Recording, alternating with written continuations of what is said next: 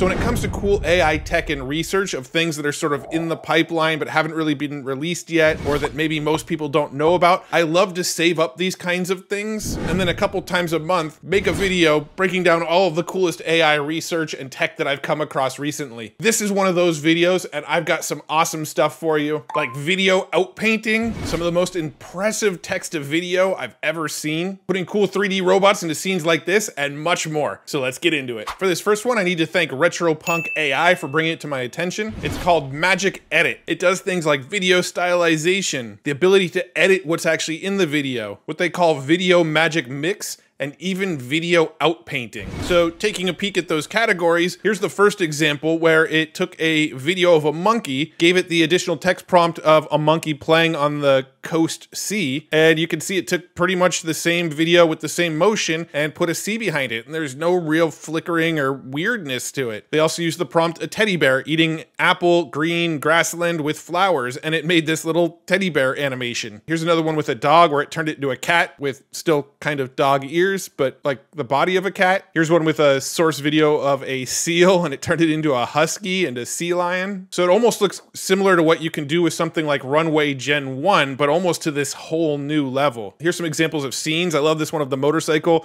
and then they put the motorcycle as a submarine underwater. Here's some where they completely restylized humans. Here's the source video, a pretty girl pink dress in a living room. Here's one with a pretty girl white dress, dark hair, flowers. It also does local editing where you can take videos and just change little elements of the video. This is similar to like in-painting with an image, but now with video. So this one has a woman actually pouring a smoothie here. They changed it to a handsome man, and pretty much everything stayed the same, except now it's a man's face. Here's a source video. They put the prompt wearing sunglasses, and it looks like almost the same video, just now with sunglasses. Here's one where they changed a woman to a senior lady. Here's one where they changed a senior lady to a young lady. Here's one where they changed a man to a pretty girl. But I think this is the feature of this research that's the most impressive to me, is this video outpainting. So we've seen tools like Midjourney have that zoom out feature, and we've seen Photoshop generative fill where we can uncrop, essentially, where we zoom out and it fills in the rest of the details. With this MagicEdit model, we'll be able to do that with video. You can see here's a source video of a man running, but the legs are cut off. With outpainting, it actually figured out what was supposed to go below the video and add that in. Here's a source video of a dog walking around, and it filled in above and below the dog. A woman at the ocean at like sunset, it filled in the rest of the details above and below her head. Here's another one with like a bald eagle with the ocean in the background, and here's one with a bear walking, and it filled in the rest of the forest details. Here's some examples of some different aspect ratios, where here's a smaller square image and they sort of zoomed out on it to get a larger video. Here's a square image where they went wider with it. Here's one where it gave them shorts, and here's one where it gave them long pants. So this research again is called MagicEdit. Now if we click on the code here to go over to their GitHub, it doesn't look like the code is available yet, but this is something I'm really excited to get my hands on, because we'll be able to go and generate text to video or image to video using something like Runway Gen 2, and then using tech like this, we'll be able to do in-painting with things like glasses, out-painting to expand upon what's in the video itself. So this will be really, really awesome for creators once it's finally available. Speaking of video, here's another piece of research where the code actually is available over on GitHub, and they even have a Google Collab available where you can mess with this in the cloud on Google's servers. Their project page is pretty cool too, because they've got this little slider where you can see the videos before they've been affected and after they've been affected,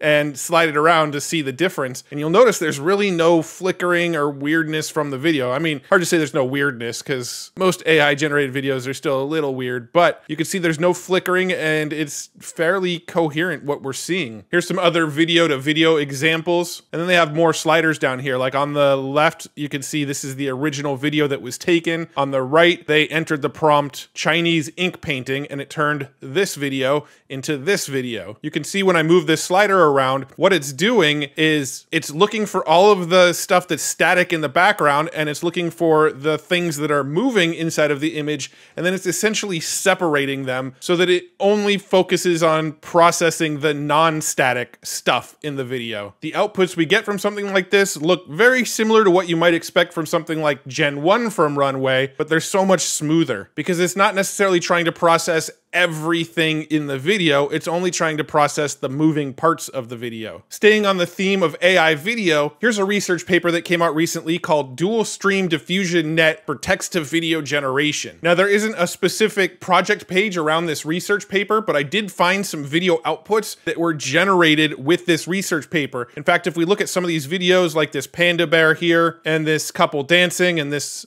girl skiing, and we look back at the research paper, it's the same images. Here's the couple dancing, here's the girl skiing. Scrolling down the paper a little bit, we can see here's the panda bear. The video images that we're seeing on this page are the result of this research paper here, this dual stream diffusion text-to-video generation. The two are dancing, sideways, black background, modern dance, blue-black tone. The result of that prompt is this video right here. Here's another one. A girl is skiing, black dress, blonde hair. That's the entire prompt, and we get this video from it right here of a girl with black dress, blonde hair, skiing. This prompt, a panda is walking down the street, gives us this panda walking down the street. A horse is galloping on a street. Here's our horse galloping on a street. A man is dancing in the rain. Here's our man dancing in the rain. A girl is dancing among leaves with curly hair. We get this video from that prompt. Now, the way this model works is it actually runs two processes in parallel. Essentially what it's doing is it's generating a whole bunch of images from the prompt that you gave it with the motion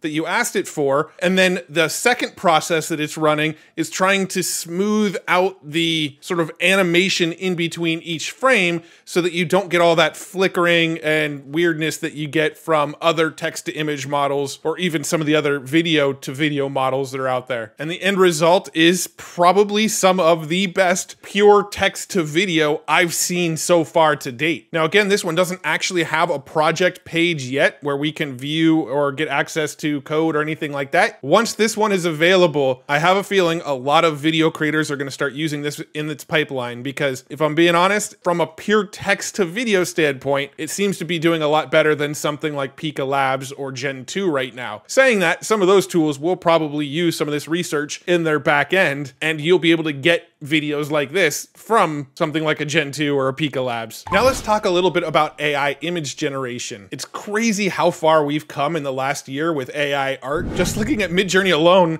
these are the types of images I was generating back in July of 2022 when I tried to give it the prompt of someone combing a mustache with a fork. Fast forward to now, and we're getting stuff like this. So it's kind of hard to imagine what the next iterations of AI art are going to be. But I recently came across this research called ConceptLab, Creative Generation Using Diffusion Prior Constraints. And what this is it tries to generate things that don't exist. For example, new pets generated using ConceptLab. Each pair depicts a learned concept that was optimized to be novel and not match existing members of the pet category. Running our method with different seeds allows us to generate a variety of different brand new concepts. So these are all animals that look like they could be pets, but they don't actually exist. In these examples, the little S star represents the thing that it's going to generate. So a professional high quality photo of a S photorealistic 4K HQ, and you can see it generated some completely new creatures. A watercolor painting of this creature, a beanbag chair, a plush toy.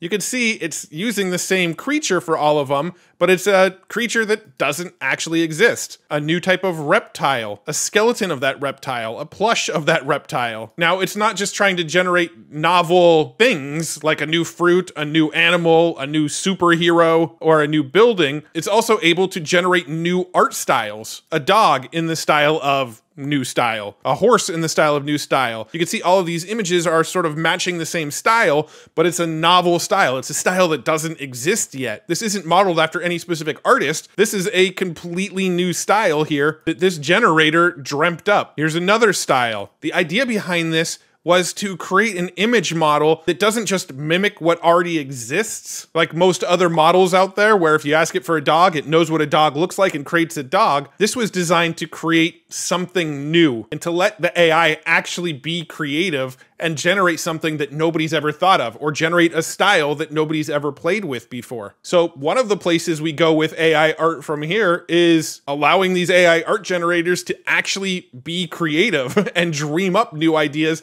that humans haven't come up with yet. Speaking of AI art, I want to shout out today's sponsor, which is Wirestock. If you're not familiar with Wirestock, it's a single platform where you can upload images and it will distribute them to all of the various stock photo websites where you can sell your photos. And many of the stock photo websites today now allow AI images. Sites like Adobe Stock, 123RF, FreePic, Dreamtime, Imago, and more. Now in a previous video, I showed you how you can use the Wirestock Discord bot here. If you click on More, go to Apps, and click on Upscale, you can upscale the image, click Publish on Wirestock, and it will directly submit this image to the various stock photo platforms, or you can submit this to one of the Wirestock challenges where you can earn cash prizes for your generations. Well, Wirestock now just rolled out their own art generator. So even if you don't have a subscription to something like Midjourney, you can use their Discord bot to generate images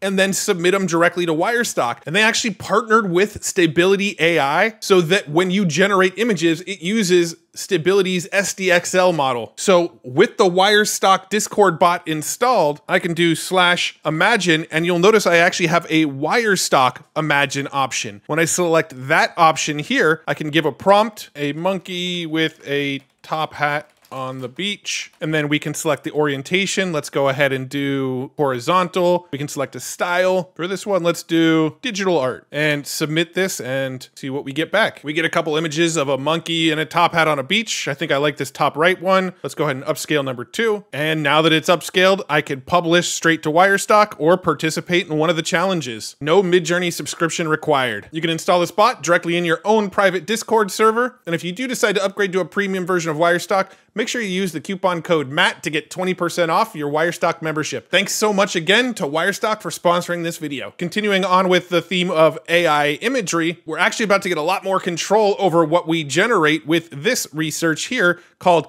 IP Adapter Text Compatible Image Prompt Adapter for Text to Image Diffusion Models. They never make those names easy. Now this is designed to get better image outputs using images as part of your prompts. This model can actually work with any other fine-tuned model. So for example, with one of these image prompts, using these various models, you can generate images that look similar to your original image prompt. So for example, this image of a woman up here, regenerated with SD 1.5, you get this. With Realistic Vision 4.0, you get this. Anything V4, this, and so on. Here's a stained glass window of a dog. You upload this image. Here's what it looks like when you put it through any of these other models here. And you can see all sorts of other examples where you give it a source image, and then the model will generate something that looks similar to your original image, but in the style of that model. And it's fully controllable with things like ControlNet. So check it out. In this one, for example, they gave this image prompt of this famous wave photo here. This looks like a depth control map here. And by blending these two, you get this photo of a woman looking at the camera, but in the style of this wave. Here's another example of this line drawing image prompt conditioned with this with ControlNet, and now you get the same pose, but with the style of the original image. Here's the Starry Night painting with what I believe to be a canny ControlNet image here. You combine them and you get the same outline to this original image, but in the style of Starry Night. And there's all sorts of other examples. Here's one with open pose. This is the original image. Here's the open pose updated. Now it reposed this same character, but with the open pose generator. So many people always ask about, how do I get a consistent character with AI? Well, this is going to help you do that. You can upload an image of a character and then use something like open pose or this open pose with the face and the hands here, and you'll be able to generate these characters in whatever pose you can imagine. If you check out ip-adapter.github.io, you can see all sorts of examples of this in use. They even used it with inpainting. So they took this image here, masked out the area of the face, and then uploaded this image as the image prompt with no extra text prompt, and it replaced the face from this image in the gap where they inpainted with the face from above. They did it with this line drawing as well. Mask this off with inpainting in something like Automatic 1111, upload this as your prompt instead of a text prompt, and it replaced the face in the image with the style of the line drawing. Here's one where they uploaded uploaded this image and then gave an image prompt with it of this little like island image, and it made a sort of composite of it. Here's one where they uploaded some rocks as the image prompt, and it made a example that sort of blends the rocks with this one. It's also multimodal, so you can give an image prompt with no text, an image prompt with text, like wearing a top hat or a red horse, to get an output. So this is some pretty exciting extra controllability we're gonna be able to have in tools like Stable Diffusion. Now, if I click on the code here, it is available on GitHub. So this is one that I wanna play around with, and most likely I'll make a tutorial on this in the future of how to actually use this once I figure out how to use it myself. One interesting thing to note that I just noticed while looking at this GitHub page is one of the contributors is SXELA, aka Alex, who is the person behind Stable Warp Fusion. So pretty cool. He's got his hands in a lot of cool projects. Here's something else I recently came across from Javi Lopez here, all about 3D Gaussian splatting for real-time radiance field rendering. So I've talked quite a bit about NeRFs in the past, or neural radiance fields, which basically you go and take a whole bunch of images or a video of an area or an object, and then all of those images or that video footage is sort of stitched together to create a 3D version of that area or object. Well, 3D Gaussian splatting does something similar to that, but not exactly like a NeRF. Without getting too much into the weeds, basically what it's doing is everything it's seeing as you scan, it turns them into like digital clay. And so as you're scanning stuff, it's taking what you're scanning and essentially virtually molding it with this digital clay to represent what you're seeing. And then the position, the size, the orientation, the colors, everything that we're seeing in those images are essentially overlaid over that like virtual clay to then represent what we saw, but in 3D. And that's an oversimplification. I might have even made it more confusing than it really is, but it's actually a much faster method than what NeRFs can do. And what it generates are actually much cleaner generations that look more realistic than what you see from a NeRF. In fact, they've got some of these cool sliders here where we can see what it generates when I slide this to the left here. Here's an image of a bike using a NeRF. Here's what it looks like using their method. Here's one of an actual photo and what the photo looks like, and here's what the generated model looks like. It got rid of some of the reflections on the windows, but it looks pretty dang accurate to real life, all said and done. I'll link up the research page below this video if you want to dive deeper into this and check it out. And from what I can tell, it seems to be a more efficient, more accurate, more realistic version of what previously we were getting out of NeRFs. So it's exciting to see where this is going to go. And as of right now, the code is available on GitHub, so it's something that people can use and mess around with right now. Personally, I'm waiting for a Hugging Face Space or a Google collab so I can mess with it in the cloud. But if I can find the time, I will probably try to download it and see if it can be run on my local machine and see what we get from it. Now, speaking of 3D Gaussian splatting, there's this really cool tool that I've been seeing on Twitter that I don't have access yet. It's in waitlist right now, called Simulon. And basically what Simulon does is it allows you to select a 3D object, and then once you've selected that 3D object, select where that object is placed in a room, and then in augmented reality on your phone, actually see that in your world and actually walk around and look at it as if it was right there in front of you. Now, what this video is that's been circulating on X recently is somebody used Simulon to place this 3D mech into their room, and then once this 3D mech was in their room, they actually filmed all around it and created a Gaussian blur of it, kind of like you would with a NeRF. If you walked around an object to create a NeRF and it generated a 3D version of that, they did the same thing. They just did it with this newer technique of the 3D Gaussian splattering, and now we have this 3D scene that you can move around, and it looks like that mech's actually in the room, although that mech was just there in augmented reality. And here's another example that was shared by my friend Linus here. I'm not 100% positive, but what I think's going on here is somebody generated a 3D animation. So that character sitting on the chair looking around, that was a 3D rendered animation. They used Simulon to pull this animation into their real world,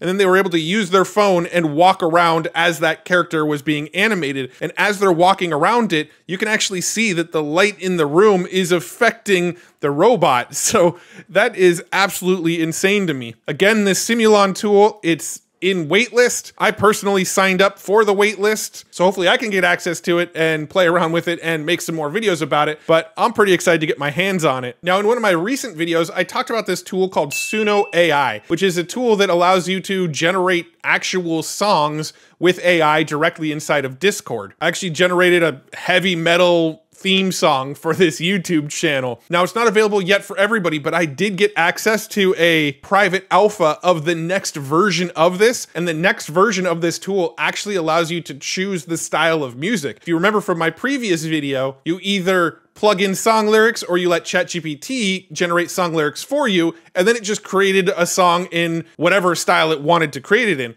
Well, this new alpha version that's not yet publicly available lets you actually choose the style of music you want to generate in. So now I get this prompt box that says, describe the style of music. So if I put hip hop and then have ChatGPT generate lyrics for me, I can do a hip hop song about why you should subscribe to Matt Wolfe's YouTube channel that's all about AI. Let's click submit. Now it generated 2 versions for us, so let's take a listen. Yo, listen up, I got something to say about a YouTube channel that's causing a craze. Matt Wolfe spitting knowledge in a whole new layer. AI is the topic, it's time to amaze. Subscribe to Matt's channel, come on, let's go. Unlock the secrets, let your knowledge grow. AI insights, he's got all the info. Subscribe to Matt's channel, it's a must follow. And not too bad. Let's listen to the second version. Yo, listen up, I got something to say about a YouTube channel that's causing the craze. Matt Wolfe spitting knowledge in a whole new way. AI is the topic, it's time to amaze. Subscribe to Matt's channel, come on, let's go. Unlock the secrets, let your knowledge grow. AI insights, he's got all the info. Subscribe to Matt's channel, it's a must follow. And I actually got to choose the style of music this time. So if I wanted, I can use the exact same lyrics, copy those, use the same prompt again. This time, let's go ahead and make it heavy metal and then enter the same lyrics again. Yo, listen up, I got something to say about a YouTube channel that's causing the craze. Matt Wolfe speaking knowledge in a whole new way. AI is the topic, it's time to amaze. Subscribe to Matt's channel, come on, let's go. Unlock the secrets, let your knowledge grow. AI insights, he's got all the info. Subscribe to Matt's channel, it's a must follow. So again, that's called Suno. You can find it over at Suno AI and jump into their Discord because they do have a version that anybody can play with right now. It just doesn't have the ability to select your own genre yet. And then finally, I want to wrap up with this fun one that I came across, which is a new tool that allows you to actually have your ad reads done by AI if you're a podcaster. Here's one for this week in startups with a commercial for Duff Beer. Let's take a moment to thank our sponsor, Duff Beer. Now, if you're anything like me, you know that running a startup can be a 24/7 endeavor. It's passionate, it's exciting, but let's face it, it can also be incredibly stressful. Now, if we take a look at this here, they just entered the sponsor, Duff Beer, the base copy. As a startup founder, you need to relax sometimes, get a 6-pack of Duff Beer and mention Twist at checkout on your next order. And then the reader was Nick Calacanis, the approximate duration, and then it just generated and read the entire ad read. And this is something that's actually available right now in this tool that I just came across called Podcast AI. So something fun that you can try. It's a credit-based system, so I don't really know what a credit gets you, but it seems fairly pricey. I don't know. It's something I'll have to look into more. I just thought that was a cool feature. You can also do this with 11 Labs, have ChatGPT write the ad copy for you, copy and paste it into 11 Labs, and it seems like it would be sort of the same outcome. Just something I came across right before hitting record, thought it was interesting, and thought I'd share it with you. So that's all the cool AI tech stuff that I've come across over the last couple of weeks that I saved into the My Mind app and have just been sort of piling up because I wanted to share them all with you in one video.